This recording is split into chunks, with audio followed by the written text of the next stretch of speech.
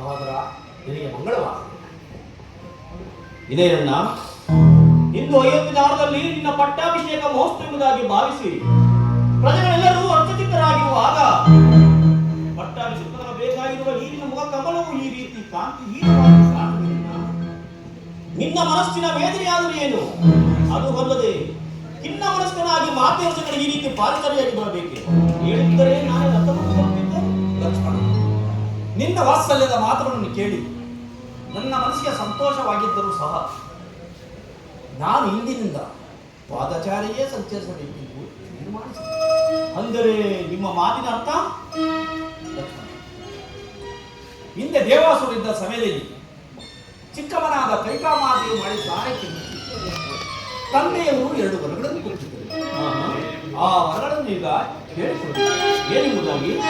ಮೊದಲನೇ ವರ, ನನಗೆ ನಿಶ್ಚಿತವಾದ ಪಟ್ಟಾಭಿಷೇಕವನ್ನು ತಪ್ಪಿಸಿ ತನ್ನ ಮಗ ಭರ್ತನಿಗಾಗಬೇಕು.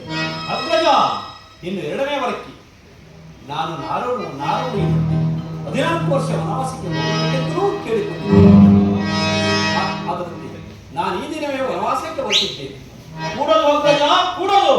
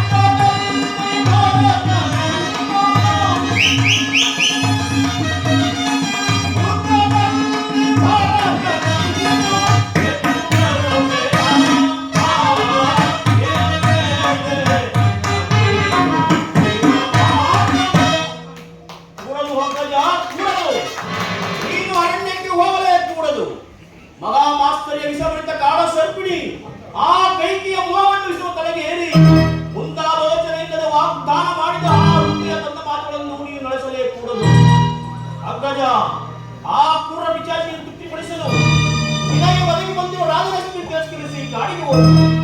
ಕೀರ್ತಿ ಪರಾಕ್ರಮಗಳಿಂದ ಪ್ರಚಾರವಾಗಿರುವ ಜ್ಯೇಷ್ಠ ಪುತ್ರನ ಹಡವಿಗಟ್ಟಿ ಕನಿಷ್ಠ ಪುತ್ರನಾದ ಭರತನಿಗೆ ಪಟ್ಟ ಕಟ್ಟುವುದು ಯಾವ ಧರ್ಮ? ಧರ್ಮ ಮಾರ್ಗವನ್ನು ಮೀರಿ ನಡೆಯುವಾಗಲೂ ತಂದೆಯಾಗಲಿ ಗುರುವಾಗಲಿ ಶಿಕ್ಷಣವೆಂದು ಧರ್ಮಶಾಸ್ತ್ರವೇ ಹೇಳುತ್ತಿರುವುದು.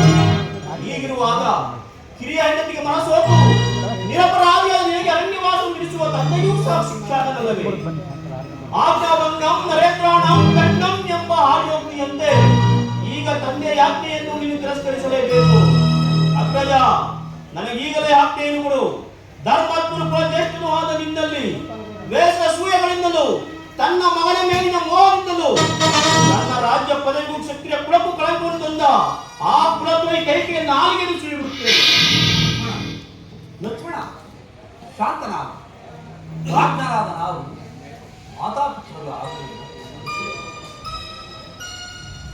ಅದರಂತೆ ಮಾತಾಪಿತೃಗಳು ನೋಡಿಕೊಂಡು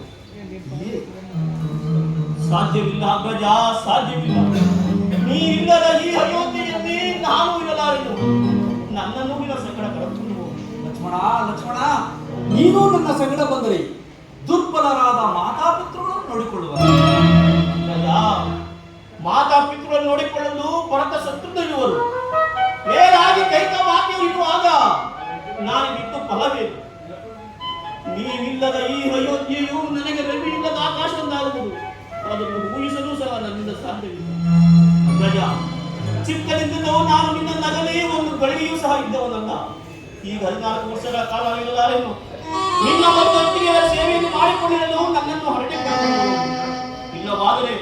ಇಲ್ಲವಾದರೆ ಪಾದ ಮೇಲೆ ನಾನು ಪ್ರಾಣತ್ಯಾಗ ಮಾಡಿಕೊಳ್ಳು. ಲಕ್ಷ್ಮಣ ಲಕ್ಷ್ಮಣ ಎಂತ ಜಾನಕಿಯೂ ಸಹ ನನ್ನೊಡನೆ ಹೊರಟಿದ್ದೆ. ನೀನು ಆಟ ಸಾಧಿಸು. ಲಕ್ಷ್ಮಣ, ರಾಮ ಲಕ್ಷ್ಮಣ ಸೀತೆ ಸಮೇತ ಕಾಡಿಗೆ ಹೋದರೆಂಬ ಅಪಕೀರ್ತಿ ನನಗೆ. ದೈವ ಇಚ್ಛೆ ನಡೆ. ಮಾತಾಪಿತೃಗಳ ಆಶೀರ್ವಾದವನ್ನು ಪಡೆದು ಹಾಗೇ ಆಗಲಿ.